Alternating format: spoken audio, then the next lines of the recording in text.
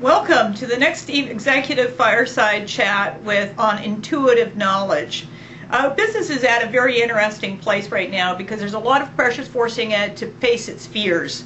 And of course, this is where the parallels between individuals and businesses come right to the fore. Let's look at this more closely. Fear is one of those things that wears its masks in many ways. It shows up as insecurity in the individual. It shows up as obviously anger, because anger, the root of anger is always fear. So at the individual level, there's a lot of things that are pretty clear, that speak quite clearly.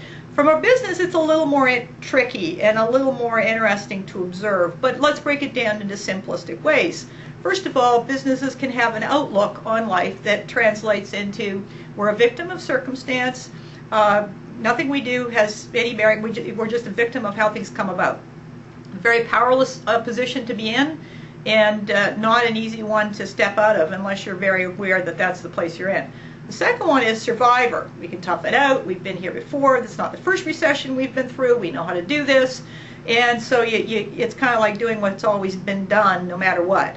That would be the survivor. And the third level is the highest level of all, and that is the capacity to co-create. And at co-creation level, you're really riding with the wave. You're riding on the surf. You know how to ride this wave of change. Complexity is not scary because you see the simplicity in it. And so that is the opportunity, that the knowledge that lies within the organization then the intuitive knowledge that lies within the organization becomes the doorway to understanding how culturally you adapt and react and respond to change. And that same kind of parallel exists in the human life. If you've got an organization that sees itself as a victim of circumstance, it's definitely not going to attract the kind of talent that's in there to create. It can't, because by definition it's going to repress it. It's afraid of it. Similarly, an organization that's in survivor mode, younger people are going to go in and get the incongruency of, yeah, we're here, but we're not, because we're not going to move far. So in other words, there's real limits to growth in an organization that's stuck on survivor.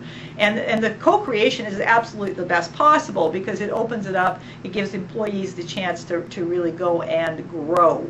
And that's what it's all about. Thank you for joining me.